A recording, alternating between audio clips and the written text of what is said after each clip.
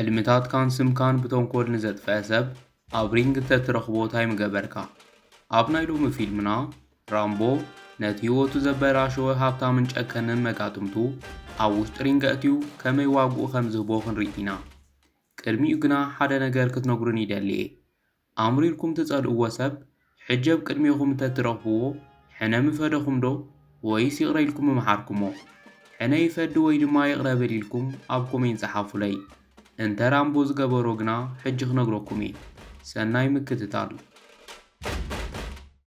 ፊልምና ቪጃይ ኣብ ትምህርቲ ካልኣይ ብምውፅኡ ኣዝዩ ምዝሓረቐ ወዱ ጋውታም ኮፍ ኢሉ እናረኣየትና ትጅምር።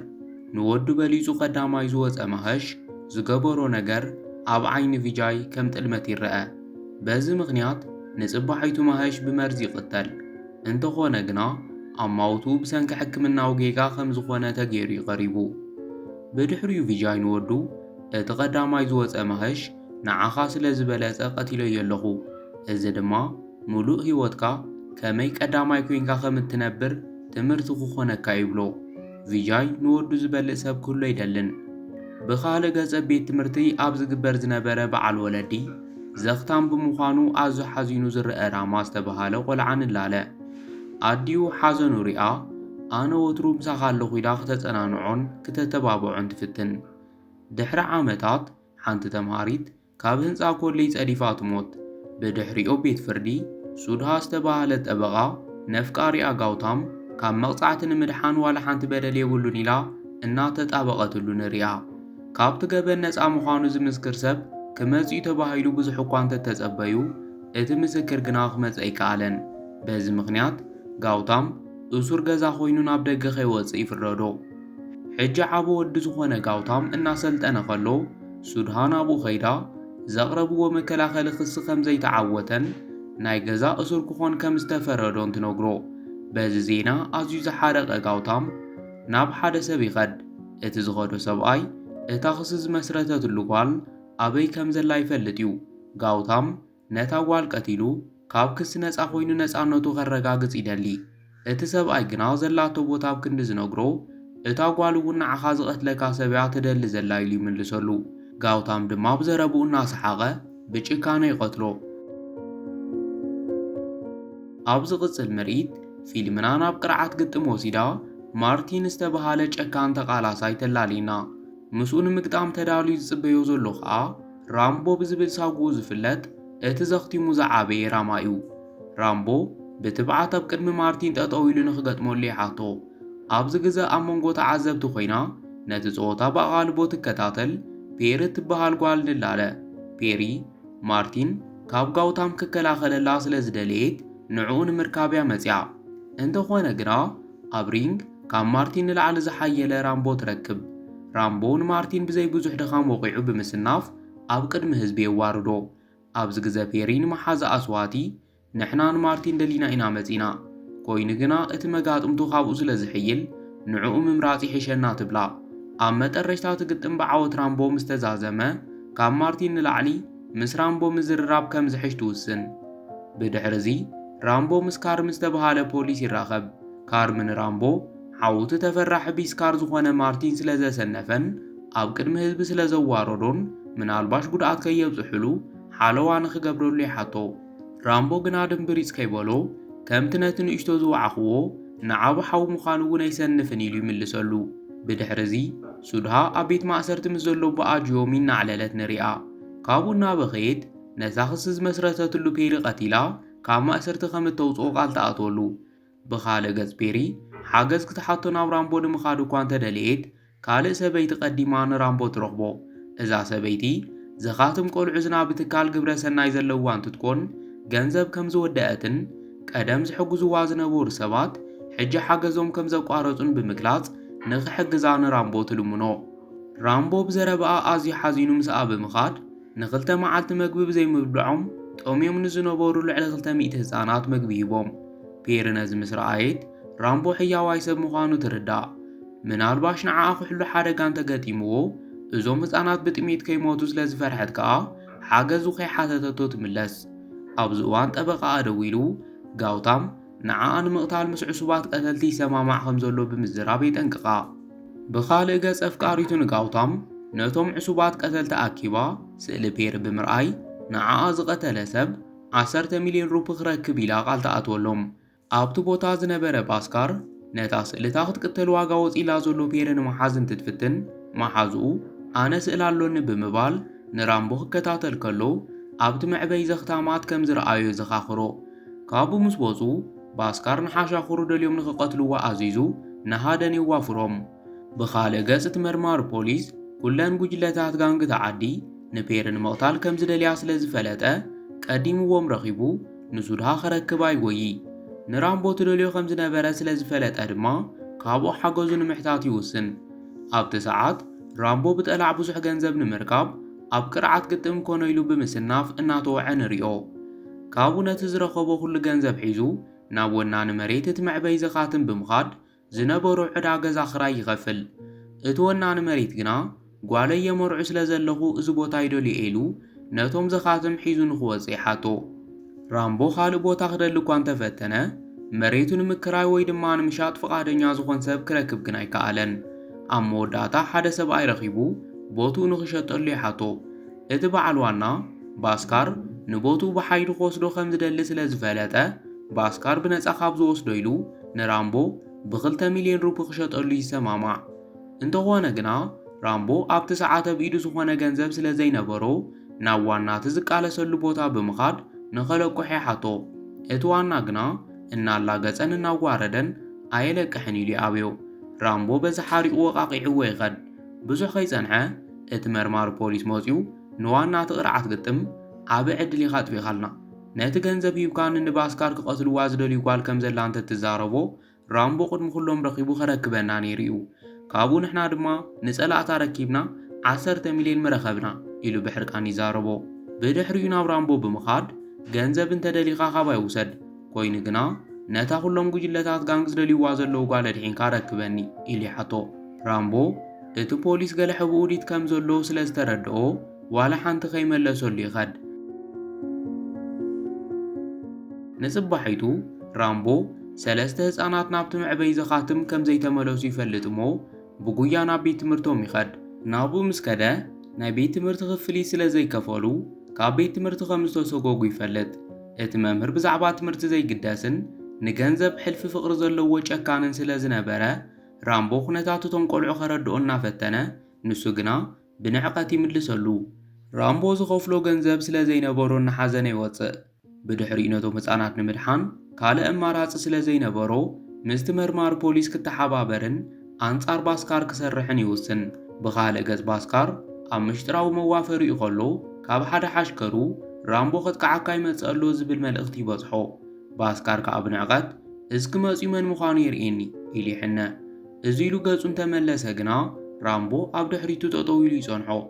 ራምቦ ቅድሚ ቁሩብ ደቓይቕ ኣትዩ ንኹሎም ብጾቱ ወቂዑ ኣጥፊኡዎም እዩ። ካብኡ ማዕረ ክንደይ ብርቱዕ ምዃኑ ብምርኣይ ናብ ባስካር በፂሑ ዋጉ ይህቦ። ብድሕሪኡ ናብታ ባስካር ጆሒዝዋ ዝነበረ ፔሪ ይኸድ። ራምቦ ንፔሪ ኣድሒኑ ነቲ መርማሪ ፖሊስ የረክቦ። እቲ ፖሊስ ድማ ንዋና ትቕርዓት ቅልስ እቲ ኸሊእዎ ዝነበረ ገንዘብ ንራምቦ ንኽህቦ ይእዝዞ። ራምቦ ኣብ መንጎኦም ገለ ዘይቁኑዕ ነገር ከም ዘሎ እኳ እንተተረድአ ሓሳባትን ውሽጢ ገይሩ ነቲ ገንዘብ ሒዙ ይኸድ። እቲ መርማሪ ፖሊስ ድማ ንፔሪ ንሱድሃ ረኪቡ 10 ሚልዮን ንምቕባል ቴሌፎኑ ደው ኢሉ ካብ ባስካር ከም ዘድሓናን ምስኡ ከም ዘላን ብምዝራብ ኣድራሽኡ ሰዲዱ መፂኣ ንኽትወስዳ ይዛረባ።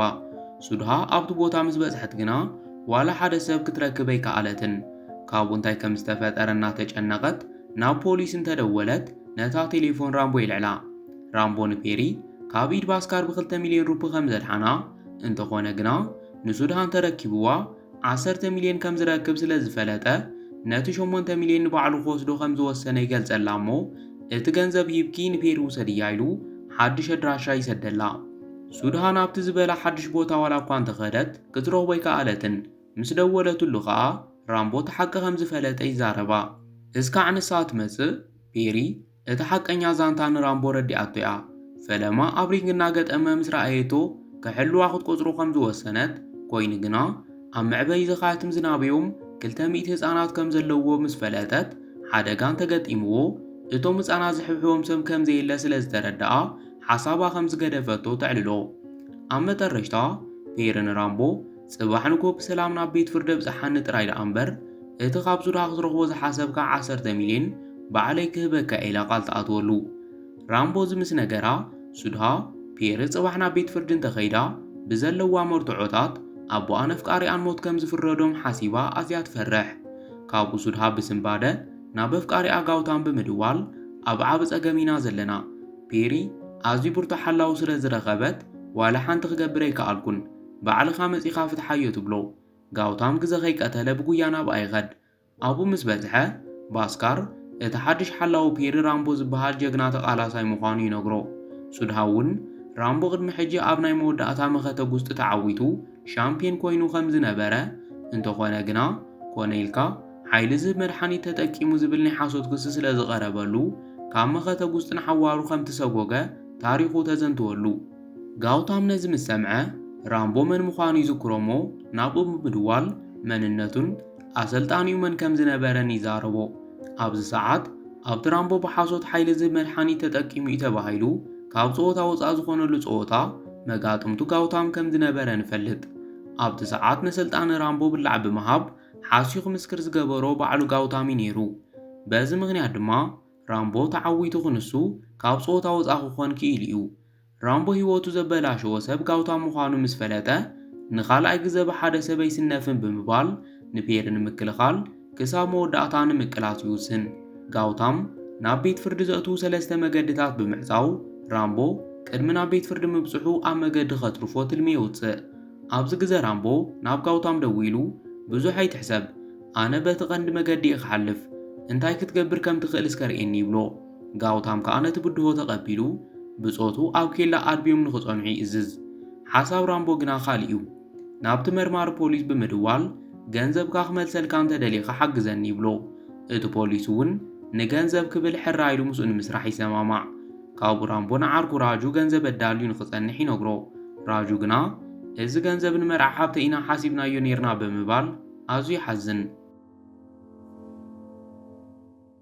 ብኻልእ ገጽ ባስካርን ብጾቱን ኣብ ኬላ ንኹለን መኻይን ክፍትሹ ይጅምሩ። እንተኾነ ግና እቲ መርማሪ ፖሊስ መጺኡ ክወዖምን ከኣስሮምን ይጅምር። ኣብ መንጎ እዚ በቲ መገዲ ሓንቲ ኣውቶቡስ ተሓልፍ። ኣብ ውሽጣ ድማ ራምቦን ፔርን ንሪኦም። እቲ ፖሊስ ገንዘቡ ንምውሳድ ካብቲ ኣውቶቡስ ምስ ወረዶም ራምቦ ናብ ዓርኩ ራጁ ደው ኢሉ እቲ ገንዘብ ንሰበይቲ እቲ ፖሊስ ሃባ ይብሎ። ራጁ ከም ዝተባሃሎ ምስ ገበረ ራምቦ ንፔሪ ሒዝዋ ይኸድ። ጋውታም እዚ ምስ ፈለጠ ነቲ ፖሊስ ምስ ሙሉእ ስድርኡ ሒዙ ንራምቦ ስለ ዘህደሞ ከም ዝቐትሎ እናተዛረበ ይሕንየሉ። እቲ ፖሊስ ከዓ ኣነ ገንዘበይ ንምርካብ ጥራይ ከምኡ ገይረ ኢሉ ይቕሬታ ይሓትት። ጋውታም ግና ምስኡ ዝመላለሰሉ ግዜ ይነበሮን። ንዕኡ ገዲፉ ንራምቦ ቅድሚ ናብ ቤት ፍርዲ ምብጽሖም ክረኽቦም ይጎይ። ብድሕሪኡ ነቶም ህፃናት ጨውዩ ንራምቦ ንምፍርራሕ ናብቲ መናበይ ዘኻትም ይኸይድ። እንተኾነ ግና ኣብኡ ዋላ ሓደ ህፃን ክረክበ ኣይከኣለን። ኣብ መንጎ እዚ ራምቦ ደው ኢሉ ነቶም ትደልዮም ዘለኻ ህፃናት ናብ ውሕስ ቦታ ወሲደዮም ክትረኽቦም ኣይትኽእልን ኢሉ ይሕርቆ። ጋውታም ተስፋ ቆሪጹ ብዙሕ ገንዘብ ከም ዝህቦ ቃል እናኣተወ ናብ ቤት ፍርዲ ንኸይኣትዉ ይልምኖ። ራምቦ ይሰምዕን ኢሉ ምስ ኣበየ ዘቕረበሉ መጠን ገንዘብ ክበብ ኢሉ ነታ ጓል እንተረኪብካኒ 100 ሚልዮን ሩፕ ክህበካ ኢሉ ቃል ይኣትወሉ። ራምቦ በቲ ዝፀውዐሉ ቁፅሪ ኣዝዩ ሰንቢዱ ነቲ ነገር ጽቡቕ ገይሩ ንምሕሳብ ቴሌፎን ይዓጿ። ብድሕሪኡ ንፔር እናጠመተ ንስኺ ክሳዕ ጽባሕ ንጎ 20 ሚልዮን ክትህብኒ ተሰማሚዕኺ ንሱ ከዓ 100 ሚልዮን የቕርበለየ ኣሎ። ኣብ መንጎኹም ዘሎ ጸገም እንታይ እዩ? ንምንታይ እዩ ዝኹሉ ገንዘብ ዘውፅእ ዘሎ ኢሉ ይሓታ። ፔሪ ከዓ ጋውታም እኮ ሓወዩ ኢላ ብምጅማር እቲ ዘገርም ምስጢር ስድሮኦም ካብ ፈለማ ክተዘንትወሉ ትጅምር። ኣቦኦም ቪጃይ ወዲ ጋውታም ብዝኾነ ሰብ ክብለጽ ኣይደልን ነይሩ። በዚ ምኽንያት ንወዱ ዝከላኸል ፍሉይ ጉጅለ ጣይሹ ወትሩ ኣብ ዝኾነ ነገር ቀዳማይ ከም ዝወፅእ ይገብሮ ነይሩ። ጋውታም ናብ ጾታ መኸተብ ውስጢ ምስ ኣተወ እውን ኣቦኡ ፖለቲካዊ ጽልኡ ተጠቂሙን ብላዕን ሃበን ዋላ ሓደ ኸየሰንፎ ተኸላኺሉሉ እዩ። እታ ኣብ መጀመርታ ፊልምና ዝረኣናያ ካብ ህንፃ ኮሌጅ ጸዲፋ ዝሞተት ጓል ከዓ ባባ ዝበሃል ሰራሕተኛኦም መዓልታዊ ስለ ዝጋሰሳን ንዋላ ሓደ ሰብ ከይትዛረብ ስለ ዘፈራርሓንያ ነፍሳ ጥፊኣ። እቲ ዝሞተትሉ ኮሌጅ ናይ ቪጃይ ነይሩ። ጋውታም እዚ ምስ ፈለጠ ንቪጃይ እዚ ሰብ ስም ኮሌጅ ናይ ጥፍእ ስለ ዘሎ ክንቀጽዖ ኣለና ይብሎ። እንተኾነ ግና ባባ እውን ቪጃይ ንተምሃሮ ዋልድ እናተጋሰሰ ከሎ ዝቐድሖ ቪድዮ ሒዙ ንቪጃይ የፈራርሖ ነበረ። ጋውታም ናብ ኣቦኡ ኸይዱ እናዛረቦ እቲ ዋልድ እናተጋሰሰ ዘርኢ ቪድዮ ኣብ ኩለን መደብራት ዜና ይዝርጋሕ። ካብኡ ጋውታም እናሰሓቐ ነቦኡ ቪድዮ ስለ ዝሓዘልካ ዝፈርሕ ከይመስለካ ነቲ ቪድዮ ባዕለ እየ ዘርጊሐዮ ሕጂ ዋላ ሓደ ዝሕዘኒ የለን ብምባል ብጭካነ ነቦኡ ይቐትሎ። ኣብ ዜና ግና ባዕሉ ህይወቱ ኣጥፊኡ ተባሂሉ ይቃላሕ። ብድሕሪ እዚ ጋውታም ንባባ ኣፈራሪሑ ሓደ መዕበይ ዝኻትም ንክኸፍት የገድዶ። ኣቦ ጠበቓ ሱድሃ ዝኾነ ጂዮሚ ምስ ቪጃይ ናይቲ ኮሌጅ መሻርክቲ እዩ ነይሩ። ጋውታም ግና እቲ ኮሌጅ ንበይኑ ክሕዞ ስለ ዝደለየ ኣብ መግብቶም ዘኻትም ህፃናት መርዚ ብምሕዋስ ንኩሎም ህፃናት ይቐትሎም። ነዚ ናይ ህፃናት ቅትለት ድማ ኣብ ልዕሊ ጂዮም ኣላጊቡ የእስሮ። ኣብ መወዳእታ ንባባ እውን ይቐትሎ። ብኸምዚ ኣገባብ ጋውታም ንኩሎም መናሓንሕቱን መሻርክቱን ኣጥፊኡ ከም ተቦኡ ወትሩ ብቕልጽምካ ቀዳማይ ኩን ኢሉ ዝመሃሮ በይኑ ይተርፍ። ፔሪ ነዚ ኩሉ ገበናት ሓዋ ምስ ፈለጠት ክተቃልዖ ትውስን። ጋውታም ድማ ቅድሚ ምቅላዓ ክቐትላ ይደሊ። ጋውታም ንሱድሃ ብፍቕሪ ኣታሊሉ ኣቦኣ ካብ ቤት ማእሰርቲ ንኽወፅእ ፔሪ ክትሞት ከም ዘለዋ ኣሚንዋ እዩ። ሱድሃ ግና ኣቦኣ ዘእሰረ ኣፍቃሪኣ ጋውታም ምዃኑ ኣይትፈልጥን። ራምቦ ነቲ ዘሕዝን ዛንታ ካብ ፔሪ ምስ ሰምዐ ዝግበር ገይሩ ናብ ቤት ፍርዲ ከብፅሓ ይውስን። ካብኡ ናብ ጋውታም ብምድዋል ገጽ ንገጽ ንኽገጥመሉ ይሓተሞ ቴሌፎን ዓፂዩ ምስ ፔሪ ይብገስ። ጋውታም እውን ተናዒቀ ኢሉ ስለ ዝሓሰበ ሕነ ክፈዲ ይለዓል። ኣብዚ እዋን ባስካር ናይ ራምቦ ዓርኪ ንዝኾነ ራጁ ሒዝዎ ይመጽእ። ራጁ ድማ ንመርዓ ሓብተይ ዝኸውን ገንዘብ እንተይኩምን ጥራኤ ራምቦ ዘለዎ ቦታ ክነግረኩም ኢሉ ምዝራብ ይኣብዮም። ጋውታምን ባስካርን ንራጁ ዘለዎ ቦታ ጥራይ ንገረና እምበር ዝደለኻዮ ገንዘብ ክንህበካ ኢና ይብልዎ። ራጁ ድማ 250,000 ሩፒ ዝደሊ ኢሉ ይምልሰሎም። ጋውታም ብዝፀውዖ ቁፅሪ እናተገረመ ሓሻ ዲኻ ንሕና ብሚልዮናት እናተፃወትና ሳናቲም ተሓትት ኢሉ ይመኽሮ። ራጁ ግና ኣነ ዚ ጥራይ ዝደሊ ኢሉ ይምልሰሉ። ካብኡ ዝደልዮ ገንዘብ ሂቦም ኣብ ቅድሚኦም ናብ ራምቦ ደውል ኢሎም ይእዝዝዎ። ራምቦ ኣበይ ከም ዘሎ ምስ ተዛረቦ ጋውታም ንብፆቱ ብኡ ናብቲ ቦታ ኸይዶም ክቐትልዎ ይእዝዝ። ኣብዚ ግዜ ፔሪ ንራምቦ ንምንታይ ኢኻ ቴሌፎን ተልዕል ዘለኻ ኢላ ተሓቶ። ራምቦ ከዓ ክፉእ ከይሓሰበ እቲ ዝደወለ ዓርኩ ራጁ ስለ ዝኾነ ዋላ ሓንቲ ፀገም ከም ዘይብሉ ይነግራ። ፔሪ ኣዝያ እናተገረመት ራጁ ገንዘብ ስለ ዘድልዮ ብሓይለ ገዲዶም ከወፃፅእዎ ይኽእሉ እዮም ኢላ ተጠንቅቆ። ከምቲ ዝበለቶ ድማ ዘረባኣ ከይወደአት ባስካርን ብፆቱን ምስ ዕጥቆም ኣብቲ ቦታ ይበፅሑ። ራምቦ እውን ዓርጉ ከም ዝኸድዖ ተረዲኡ ብኡ ተዳልዩ ብምሉእ ሓይሉ ክገጥመሎም ጀመረ። ራምቦ ንኩሎም ምስ ኣውደቖም ናብ ፔሪ ተመሊሱ ዳሕና ምዃና ይረጋግጽ እሞ ቴሌፎን ኣውፅኡ ናብ ራጁ ብምድዋል ንመርዓ ሓብቲ ዝኸውን ገንዘብ እንድሕር ደኣ ረኺቡ ኮይኑ ይሓቶ። ፔሪ ብተግባሩ ተገሪማ ምስ ጠመተቶ ራምቦ ዓርከይ ገንዘብ የድልዮ ስለ ዝነበረ ባዕለይ ከምኡ ንክገብር መኺረዮ። ንሳቶም ገንዘብ ጥራይ ይሃብዎ እምበር ኣነ ንኩሎም ወቂዐ ከሰንፎም ከም ዝኽእል ይፈልጥ ነይረ ይብላ። ፔሪ ብሕያውነቱን ብልሓቱን ኣዝያ ተገሪማ ካብ ልባ ክተፍቅሮ ትጅምር። ብኻልእ ገጽ ጋውታም ንጽባሒቱ ናብ ቤት ፍርዲ ከይኣትዉ ንምዕጋት ዝከኣለ ኩሉ ንምግባር ይጽዕር ኣሎ። ኣብ መንጎ ብጾት ጋውታም ግና ሓደ ምሽጥራዊ ሰብ ነበረ። እቲ ምሽጥራዊ ሰብ ጋውታም ዝገብሮ ዝነበረ ኩሉ ገበናትን ምንቅስቓሳትን ብቪድዮ እናቐድሐ ብምሽጥር ናብ ፔሪ ይሰደላ። ንጽባሒቱ ጋውታም ንራምቦን ፔሪን ቅድሚ ናብ ቤት ፍርዲ ምእታዎም ንምቕታል ብጾቱ ኣብ በሪ ኣፍ እቲ ቤት ፍርዲ ሰሊፉ ክጽበይ ይጅምር። ብምሉእ ርእሰ ተኣማንነት እናተጸበየ ከሎ ሱድሃ ብስምባደ እናጎየት ናብኡ መፅያ ሕጂ ብቕልጡፍ ክንሃድም ኣለና ትብሎ። ጋውታም ውጥኑ ጽቡቕ ይኸደሎ ኢሉ ይሓስብ ስለ ዝነበረ ብዘረባኣ ኣዝዩ ይግረም። ሱድሃ ግና ዳይና ንኽትእሰር ትእዛዝ ኣውፂልካ እዩ ብምባል ዘይተጸበዮ መርድእ ትዛረቦ። ኣብዚ ግዜ ራምቦን ፔሪን ናብ ቤት ፍርዲ ምኻድ ገዲፎም ቀጥታ ናብ ገዛ እቲ ዳይና ብምኻድ ኩሉ ሓቅታት ምስ መርትዖታትን ቪድዮታትን ከም ዘረከብዎ ንፈልጥ። እቲ ዳይና ጋውታም ካብ ናይ ገዛ ማእሰርቲ ወፂኡ ንብፆቱ ንፔሪ ክቐትልዋ ዝኣዘዘሉ ናይ ድምፅን ምስልን መርትዖታት ምስ ረኣየ ዝገደደ ሓደጋ ከይፈጥር ንኽእሰር ትእዛዝ የውፀሉ። ብድሕሪ እዚ ፔሪ ንራምቦ ሒዛቶ ናብ መኸተግ ውስጢ ትኸድ። ራምቦ ነቲ ቦታ ምስ ረኣዮ ኣዝዩ ይግረም። ብዙሕ ከይጸንሑ ጋውታምን ሱድሃን ናብቲ ቦታ ይኣትዉ። ራምቦ እንታይ ይካየድ ከም ዘሎ ጨኒቑዎን ፔሪ ይጥምታ። ንሳ ከዓ እንታይ ይፍጠር ከም ዘሎ ክተረድኦ ትጅምር። ትማሊ ንሓዋ ጋውታም ባዕሉ ኢሉ ክህብ ሓቲታቶ ነይርኣ። ጋውታም ግና ብትዕቢት ንሓብቱ ፔሪ በቲ ትተኣማመንሉ ዘለኽ ራምቦ ክተውቅዕን እንተሓሲብኪ ናብ ሪንግ ገምጽዮ እንተሰኒፈዮ ኣብ ልዕለይ ክትምስክርዮ ዝሓሰብ ክትገድፍዮ ኣለኪ ንዓይ እንተሰኒፍኒ ግና ባዕለይ ኢደይ ንፖሊስ ክህብ ኢሉ ቃሊኣት ወላ ፔሪ ድማ ነዚ ብድሆ ተቐቢላ ንራምቦ ሒዛቶ ኸይዳ እዚ ድሕሪ ምዝራባ ናብ ራምቦ ተጸጊዓ ቅድሚ ሕጂ ሕልሙ ንብላሽ ዘትረፈን ብመድሓኒት ተሓጊዙ ዝጻወት ዘሎ ኢሉ ዘዋረዶን ሰብ እቲ ሕጀብ ቅድሚኡ ጠጠው ኢሉ ዘሎ ጋውታም ምዃኑ ተዘኻኽሮ ካብኡ ቐጺላ ዝጠፍአ ክብርኻን ስምካን ትምልሰሉ ግዜ በፂሖ ኣሎ ትብሎ ብድሕሪኡ ራምቦን ጋውታምን ናብ ሪንግ ይኣቱ ጋውታም ከም ሓያል ተቓላሳይ ዝተሰደሉ ጉስጥታት ክከላኸልን ክወቅዕን ይፍትን እንተኾነ ግና ሃንደበት ራምቦ ናብ ኣራዊት ተለዊጡ ብዘይ ዕረፍቲ የማነ ጸጋም ክውዖ ይጅምር ኣብ መወዳእታ ራምቦን ጋውታም ወቂዑ ካብቲ ሪንግ ገዝሊሉ ብምውፃእ ጾወቱ ብዓወቱ ይዛዝም በዚ ምኽንያት ድማ ጋውታም ከምቲ ንሓብቱ ዝኣተወላ ቓል ባዕሉ ኢዱ ንፖሊስ ይህብ እታ ኣብ ኩሉ ገበናቱ ክትሕግዞ ዝጸንሐ ተፍቃሪቱ ስድሃውን ምስኡ ትእሰር ብድሕሪዚ ፔርን ቦታ ሓዋተኪኣ ብሕታዊት ወናኒት ትኰለይ ትኸውን ራምቦ ድማ ምስኣ ብሓባር ዝምንዮ ዝነበረ ዓብ መናበይ ዘኻትም ከፊቱ ወለዲ ንዘይብሎም ህፃናት ኩሉ ናይ ትምህርቲ ወጻእታቶም ሸፊኑ ኸምህሮም ይጅምር ፊልምና ኣብዚ ትፍጸም እስካዕ ኣብዚ እንተበፂሕኹም ላይክ ኢልኩም ኮሜንት ብምሃብ ፍቕርኩም ግለጹልና ጽባሕ ብኻልእ ብልጽቲ ፊልም እስካዕ ንራኸብ ቻው